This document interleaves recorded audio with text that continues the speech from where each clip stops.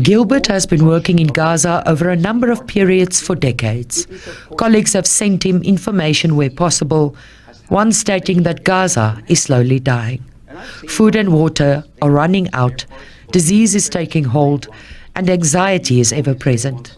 Gilbert says there's a deliberate and systemic attack on Gaza's health system. There is virtually no standing hospital healthcare left in Gaza as we are speaking. And it was all a discussion about Shifa. I worked in Shifa for 20 years. I've never seen a command center. I've never seen any high-ranking political leader, neither in Hamas or in Shihad or any other. I've seen the Minister of Health, and he should be there, Dr. Youssef Abrish. I trust him. I've never seen a weapon.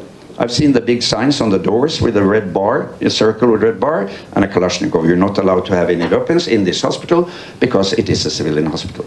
I've not been digging under Shifa because I'm a doctor. But I've never seen anything, and I've been filming and photographing and talking to people and opening any door I want. And I never saw anything like it, and they never controlled my camera.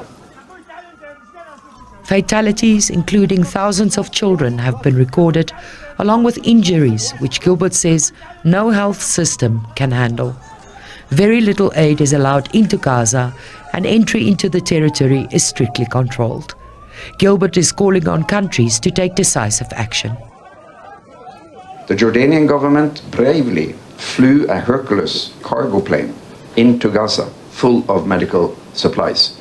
They broke the siege. They did not ask permission from the occupiers. They informed both sides, but they flew in and airdropped a massive amount of medical supplies. Why cannot more governments do the same? Why cannot governments take a fleet of Navy ships and fill the Navy ships with tents, blankets, water, food, medical teams, and just sail up to the shores of Gaza? It's 45 kilometers long. It's easily accessible. You can just go all the way up the sands, and then you launch that support directly into Gaza. Follow the example of the Jordanian government.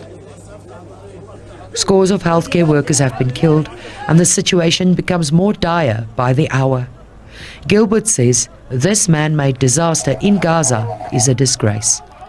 Mads Gilbert, SABC News, Cape Town.